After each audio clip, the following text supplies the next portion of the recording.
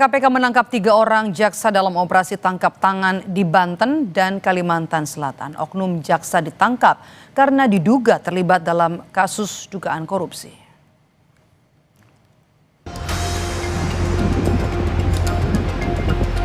Komisi Pemberantasan Korupsi menangkap 9 orang dalam OTT di Banten dan Jakarta, serta menyita uang senilai 900 juta rupiah sebagai barang bukti dugaan tindak pidana korupsi.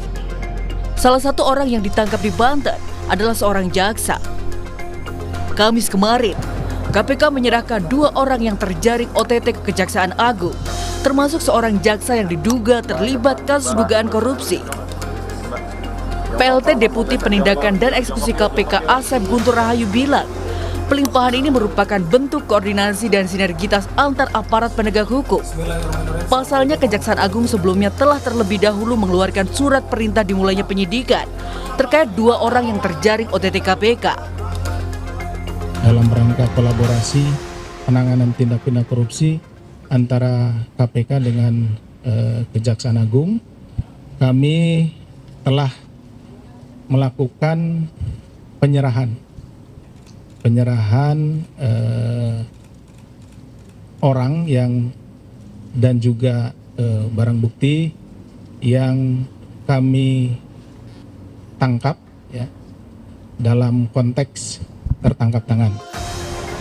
Sementara Kapus Penkum Kejaksaan Agung Anang Supriyatna bilang, Kejaksaan Agung telah memeriksa secara intensif jaksa yang diduga terkait dengan kasus korupsi.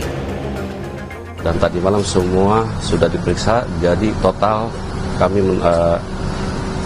di 5 tersangka. 3 orang,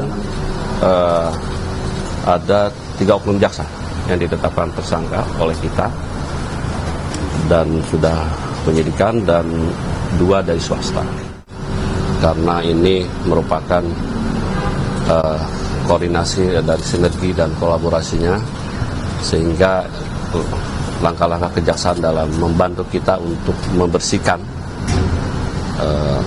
jaksa-jaksa yang bermasalah. Tidak hanya OTT di Banten, 2 jaksa lain juga terjaring OTT KPK di Kabupaten Hulu Sungai Utara, Kalimantan Selatan. Setelah ditangkap, kini KPK masih memeriksa keduanya secara intensif. Tim Liputan Kompas TV. Jaksa yang terjaring operasi tangkap tangan diserahkan KPK ke Kejaksaan Agung. Kejagung menyebut penangkapan jaksa terkait kasus dugaan korupsi bakal jadi momen bersih-bersih jaksa bermasalah. Soal ini kita akan bahas bersama dengan peneliti Pukat UGM Zainur Rohman. Selamat petang Mas Zainur dengan Maidop. Selamat petang Mbak Maidop. Oke, Mas Zainur, soal pelimpahan jaksa yang terkena OTT dari KPK ke Kejaksaan, apakah ini sudah tepat menurut Anda? Menurut kami kurang tepat ya. Mengapa? Karena justru KPK itu punya kewenangan untuk mengambil alih perkara dari penegak hukum lain. Apalagi kalau perkara ini sejak awal ditangani oleh KPK sampai kepada OTT. Seharusnya perkara ini tetap ditangani oleh KPK hingga nantinya dituntut di meja hijau. Kenapa demikian Mbak Maidop? Kalau perkara ini ditangani sendiri oleh kejaksaan, maka kemungkinan perkara ini dilokalisir itu menjadi tinggi. Atau setidak-tidaknya dalam pandangan publik akan susah bagi institusi untuk bisa secara objektif menangani perkara anggotanya sendiri. Ya ada esprit de corps di sana, sehingga potensi konflik kepentingan, konflik of interest itu jauh lebih tinggi dibandingkan dengan jika perkara ini tetap ditangani oleh KPK. Nah, sehingga Mbak Maidop, saya justru mempertanyakan ya keputusan KPK untuk menyerahkan perkara ini kepada kejaksaan, dan saya juga belum mendapatkan keterangan ya dari Kejaksaan Agung bagaimana ceritanya mereka bisa mengeluarkan surat dimulainya penyidikan gitu ya. Surat pemberitahuan dimulainya penyidikan itu kan berarti ini waktunya sangat mirip dengan waktu OTT. Apakah KPK melakukan OTT kemudian kejaksaan menerbitkan SPDP atau seperti apa, sehingga ini bisa mempertajam ya kecurigaan publik, ada apa kemudian perkara ini harus ditangani oleh kejaksaan sedangkan perkara ini hasil dari kerja KPK di dalam melakukan investigasi. Mbak Maidop. Oke, artinya sebenarnya KPK bisa menolak untuk menyerahkan kasus jaksa OTT dari KPK sendiri untuk diserahkan ke Kejaksaan Agung.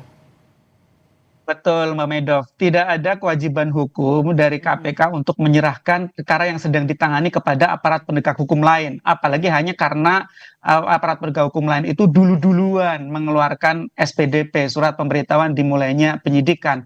KPK bisa berpegang kepada investigasi yang mereka lakukan dari tahap penyelidikan, kemudian sampai kepada operasi tangkap tangan gitu ya.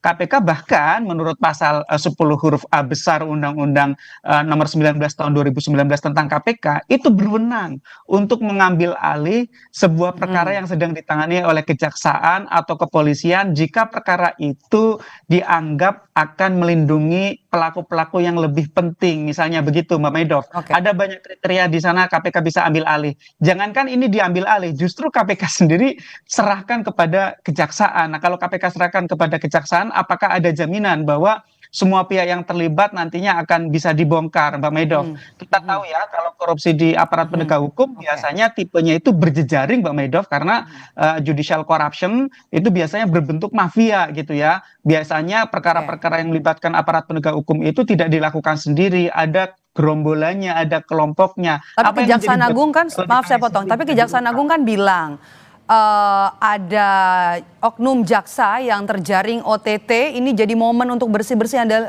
nilai ini sudah tepat? Ya kalau soal momen sudah terlalu banyak momen ya. Momen di Mahkamah Agung, momen di Kejaksaan gitu ya. Sebelumnya ada kasus soal menjual barang, bukan menjual ya, tetapi kemudian memperoleh bagian dari barang hasil kejahatan ya di kasus di Kejaksaan Negeri Jakarta Barat. Artinya sebenarnya kalau ngomongin soal menjadi momentum, sudah terlalu banyak momentum di institusi penegak hukum untuk berbenah. Toh nyatanya juga tidak ada pembenahan yang bersifat mendasar. Nah, itu tidak jadi alasan Mbak Medov dengan katakan bahwa ini menjadi momentum. Kalau mau mengambil momentum ya nggak apa-apa juga kalau perkara ini tetap ditangani oleh KPK. Terus kemudian di dalam melakukan upaya pembersihan, melakukan upaya perbaikan pengawasan, melakukan upaya untuk pembenahan bagaimana agar jaksa itu penggunaan kewenangannya tidak disalahgunakan. Jadi saya pikir tidak ada alasan yang cukup kuat secara hukum perkara ini dilimpahkan ditangani oleh kejaksaan. Justru seharusnya untuk menghindari konflik kepentingan, konflik of interest, seharusnya perkara ini bisa ditangani oleh KPK sehingga dapat dijamin objektivitasnya, tidak ada pertanyaan publik, tidak ada keraguan-raguan bahwa ini akan melindungi pihak-pihak tertentu di internal kejaksaan misalnya, kalau misalnya perkara ini juga menyangkut pihak-pihak lain. Kan kita sudah terlalu banyak ya perkara-perkara di institusi penegak hukum yang tidak tuntas. Misalnya Zarof Rikar di Mahkamah Agung itu perkara sampai sekarang juga sepertinya belum tuntas karena berbentuk jejaring di institusi penegak hukum. Nah ini sekarang ada perkara baru di kejaksaan gitu ya. Harusnya KPK lah yang tangani perkara ini karena KPK yang melakukan tangkap tangan, biar KPK yang usut, KPK kemudian tuntut, nanti publik bisa melihat dengan jelas apakah KPK ternyata melindungi pelaku-pelaku yang lebih besar atau KPK akan fair. Kalau perkara ini ditangani oleh kejaksaan sendiri di internalnya, ya jaminannya apa bahwa publik akan mendapatkan keyakinan bahwa perkara ini tidak akan ditebang pilih, perkara ini tidak akan dimainkan. Begitu Mbak Medov. Baik, terima kasih atas perbincangannya. Petang ini peneliti Pukat UGM Zainur Rohman sudah bergabung bersama kami. Sehat selalu Mas Zainur. Terima kasih.